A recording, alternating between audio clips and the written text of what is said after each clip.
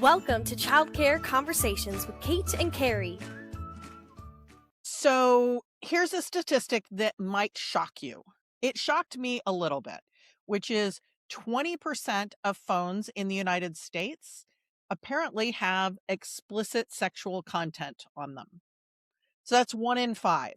So if you've got more than 5 people working at your school, there's a good chance that there is some sexual content on the phones or tablets of your staff. But that's Not private information, Carrie. Why does it matter? So the reason it matters is because I hear time and again, and, Kate does too, and everybody else does, directors saying, how do we keep our staff off their phones?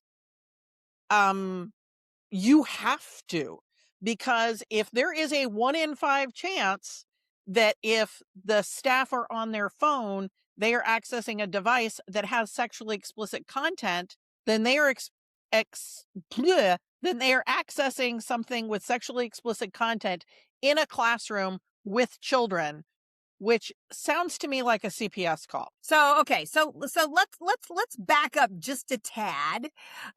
So Carrie and I get these calls from directors all the time, and they're talking about how their staff are doing this on their phone or doing that on their phone. Some programs actually still require the staff to basically use their own phone because they haven't invested in tablets for the school. So first of all, shame on you. Get the budget, have 1 tablet per classroom, right? Period.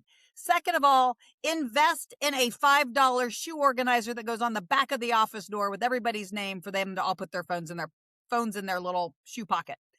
Now, Carrie, you said something that I don't know if people put A to B. So I know they don't put A to B. Because if they did, we would not have so many centers who are in our coaching cohort or in our training sessions talking about how do I get my staff to stop using their personal phones? Yeah. So first of all, if you've got it in your employee handbook that they're not allowed to have them, then you, as the leader of the program, have to enforce what's in your employee handbooks, period. To me, this is a no question. So if you aren't really sure how to do a 3-strike discipline program, reach out to us. We'll be happy to have one or share with you with one, right? But you should have a 3-step disciplinary. And this is not, oh, well, I've told them and I'm going to give them a few days. It's like, no, you told them. And if the next day they're on their phone, then they get a write-up. If they do it 2 days later. Then they'll quit and then I'll have nobody to work at my center.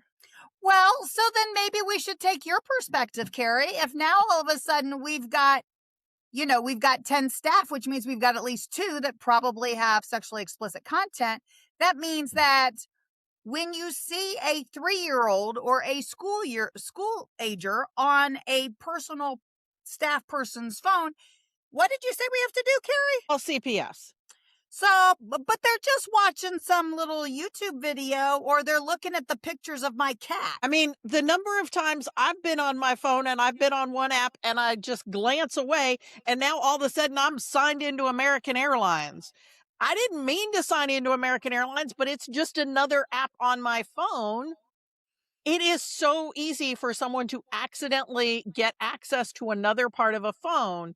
And I'm not saying that your staff are trying to put kids at risk, but they don't have control over every message that is sent to them. And we all know about unsolicited pictures that are sent to primarily young women. I don't have a way for you to protect that staff person from getting those pictures while they're at work. Other than by saying you cannot have the personal electronics in the classroom except for a watch that does not have a graphics capability.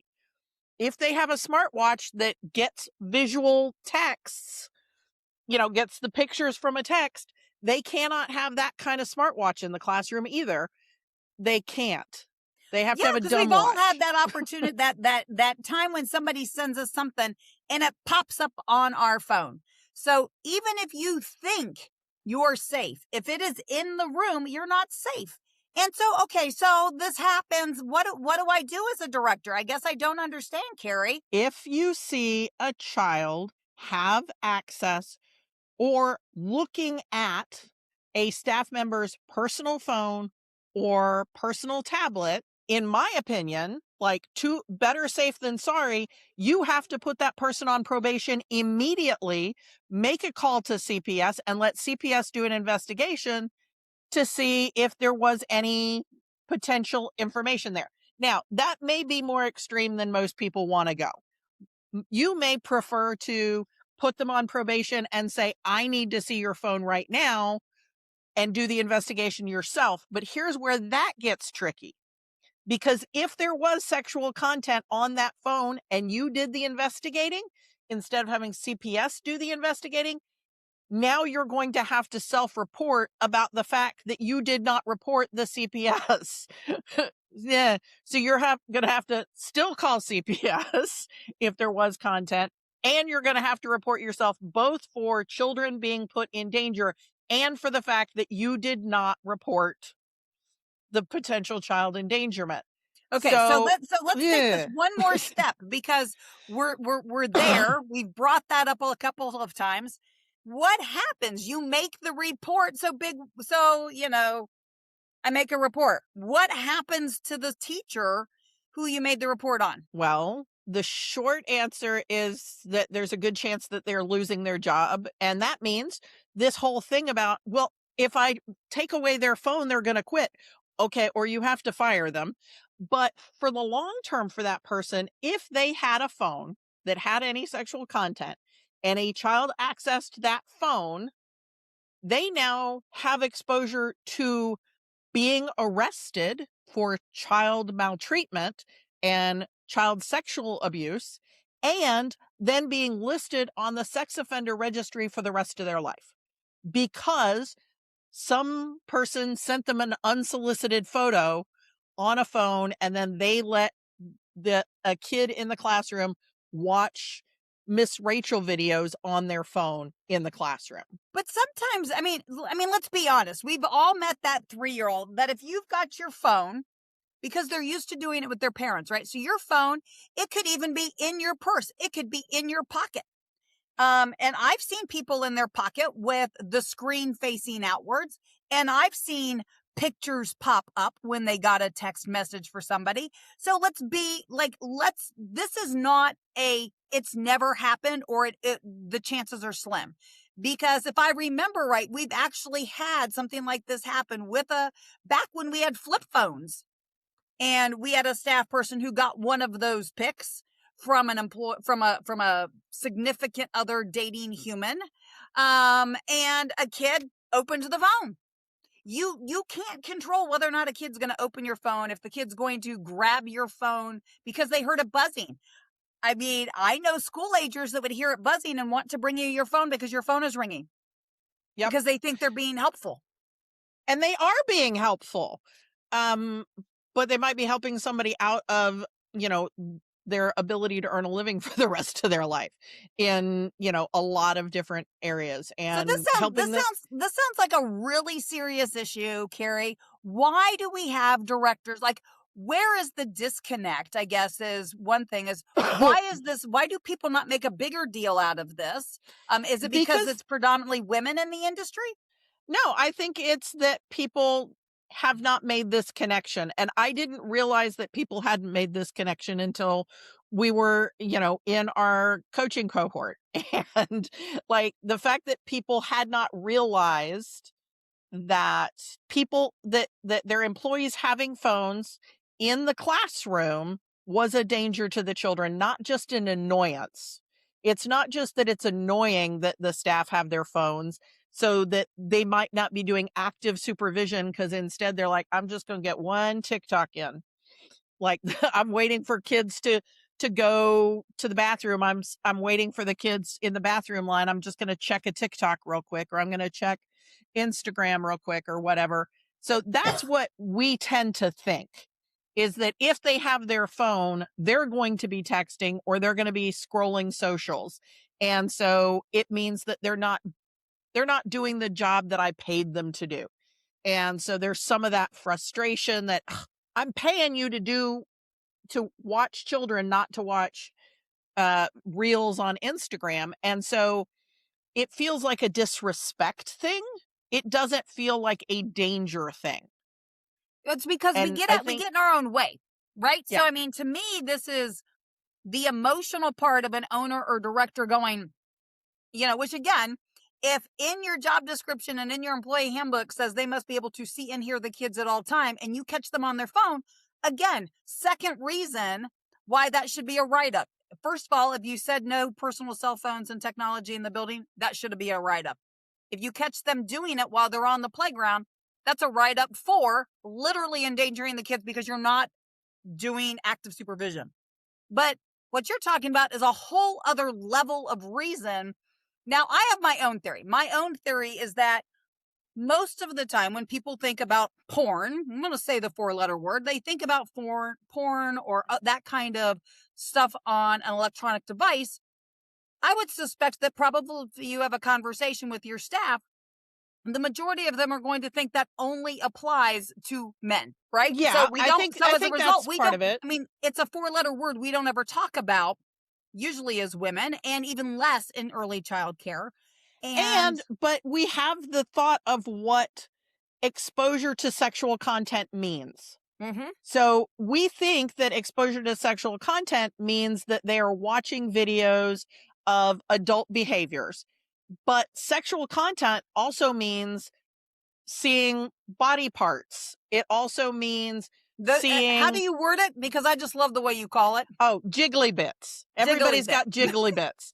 But it's also, there may be moisturizers, massagers, other things, underwear, like all I of mean, that the number of is those sexual things, content, and yeah, the children number of should those not have things I get in access. my social media feed anymore, I'm like going, I know how old I am, but do you have to show me one, every scroll, even if it's a different brand? Yeah, I the mean, number of bra and underwear ads I get is ridiculous. I know that I own the things that go into those, but really, I don't need that much advertising. Do you think I'm changing them 4 times a day? I don't know, but again, that is sexual content. So if the kid is looking over the teacher's shoulder during nap time and they get another bra ad, you've just exposed that child to sexual content. But I think the other thing is we have this, kids these days, they can't be without their phones. It's their security object. It's like their blankie or their pacifier. And so you're dismissing that adult and also saying that they don't have to have responsibility. When you just go, oh, it's just because she's 19, she can't be without her phone, or I'm sure she'll have an anxiety attack. but she's not going to have her No. phone. She's not going to have her phone at the fast food restaurant. Yeah, you can't run a fryer doing tater tots and curly fries with your phone in your hand. You can't be a valet with your phone in your hand. You can't, like, very few jobs can you have your phone in your hand while doing that job. It's not just our industry, but our industry, we have kids' lives on the line. So if I'm a director listening to this, and of course now I'm a little panicked that, oh my God, I haven't done this, I may be in a lot of trouble. Yes, absolutely. This is a take action item today. This is not I'll get around to it. So here's what you need to do. Look at what's in your employee handbook related to your electronic devices, period, right? Start today enforcing it. If you want to have a little staff meeting and tell everybody, fine. If you want to have a training, if you want to send a push notification out to your staff communication tool, whether you're using WhatsApp or, GroupMe or however you're communicating to your staff, Asana, I don't care. So, you can give people a heads up that, hey, this has been a policy, and we've been lax on it. You can give them the heads up. You are not required to, because they already signed off that they had the handbook. If it's not in your handbook, Kate, what do they need to do if there's nothing in the handbook about phones? well, if it's and not in your personal handbook, you devices? need to get it in your handbook again today. And you need to, phones, handbooks, parent handbooks and employee handbooks are living documents. They should be updated regularly. So when it's updated, date it. Make sure it's dated in the handbook as far as when it was an update. Make sure that every staff person signs off that they got the new policy. I would, if I were you, I would immediately have a staff training within the next week. You have no excuse. By the 1st of April, all of y'all should have this training on the schedule. And if you need to, have a conversation with your local police officer, CPS, have somebody come in and do the training and scare the shit out of them. And it doesn't have to be an evening training. It could be a lunchtime training, and you do half of the training for the people on lunch A and half of the, do the training twice for lunch A people and lunch B people. And you may have to do a third one because you don't have a time when everybody's out of the infant room, because infants and toddlers, we know it makes it hard to do lunch breaks. But find a way, and if you can't get everybody there, have the training you're doing be recorded, and then send it to those people through one of the apps where you can check to see who's watched the videos. You can do that with Zoom, and I don't know if you can do it with the free Zoom because it's been so long since I had free Zoom, but maybe pay for the paid Zoom for a month so that you can see who watched your videos. You can also do it with another product called Loom. And I know you can get like 10 free videos on Loom, but they have to be less than 10 minutes. But get the information out there. And I love Kate's idea of having somebody who is a counselor or a police officer or a CPS caseworker talk about the exposure to sexual content. Because just because the exposure might be perceived as low, do you want to be the person who A, exposes a child, or because you didn't enforce your own staff handbook, staff policies, you've now put an 18 or 19-year-old who had an 18 or 19-year-old significant other send them inappropriate photos, now have to be on the sexual offender registry for the rest of their life? That is just plain damn rude on both parts. Yes, they're at fault, but you're at fault as the director for not enforcing your own policies and procedures. Get a spine. It is not kind. Just, Yeah, that is not being kind to your staff. That is putting your staff at risk because you don't want to have a difficult conversation and you're afraid that some of your staff may quit. If they are so volatile that they're going to quit and lose their job because you took their phone away when they knew in advance they weren't allowed to have it, do you really want them in a classroom full of 2-year-olds? So maybe we hire up a little before you, before you implement so that you can handle it if one or two of them exit themselves out of your program. But again, part of your legal responsibility is to protect children from child maltreatment. It is a legal responsibility. And if you are found to not be doing that, then you can serve jail time. I don't want to make this a bigger deal than it is, but I think we've been minimizing it for way too long. So I think we need to use the grown-up words. We talk a lot about, using the appropriate anatomy when talking to children. But you know what? We skate around this topic like nothing as grown-ass women. Well, let's be honest, because it's not just the men in our lives. And I should probably look up that statistic because at one point in time, it was something like as much as 40% of all women regularly engage in that type of content, not just have ever gotten that email or that text message. So again, if you're thinking about 40%, that's 4 out of 10 of your staff. Okay. So hopefully this is an episode that caused you to maybe stop, take some notes, create an action plan. If you are not sure what you need to be doing, reach out to Kate and Carrie at childcareconversations.com. This is one that you probably need to make sure you share the episode with everybody on staff. If you're a director, share it with that owner. If you're a director and you've got an assistant director who's maybe supposed to be in charge of this, send this to them and scare them too. Send it if you're in a faith-based organization or in a nonprofit, send it to the board. If you have an attorney that helps you at your school, send it to them and go, how should I address this? Get some additional feedback. HR folks, because again, we're not lawyers and we don't play them on TV. We're not lawyers and we don't play them on TV. We are trainers who train people on how to protect children from child maltreatment. Actually, Carrie, we are subject matter experts, and Carrie is often hired as an expert witness in cases like this. So Carrie is minimizing her experience and her real experience in the state of Texas in the last 10 years on this topic. And we've had to deal with this since phones have come into classrooms, because we had people with flip phones that got that stuff too. So take your action plan, go revise your handbook, share it with whoever needs to know, and we will talk to y'all in a few days about some much more interesting topics. Much more lighthearted, positive, uplifting topics. So text the show if you've got any questions about this. Just go into your show notes and text the show, and we will talk to you in a few days. Thanks for tuning in. We love bringing you real talk and fresh insight from the world of early childhood education. Be sure to follow us on social media to stay connected and catch all of the latest episodes. And if you're planning a conference, training, or special event, Kate and Carrie would love to speak to your audience. You can learn more about their keynote sessions and workshops at kateandcarrie.com. If you learned something today, share the show and leave us a review below.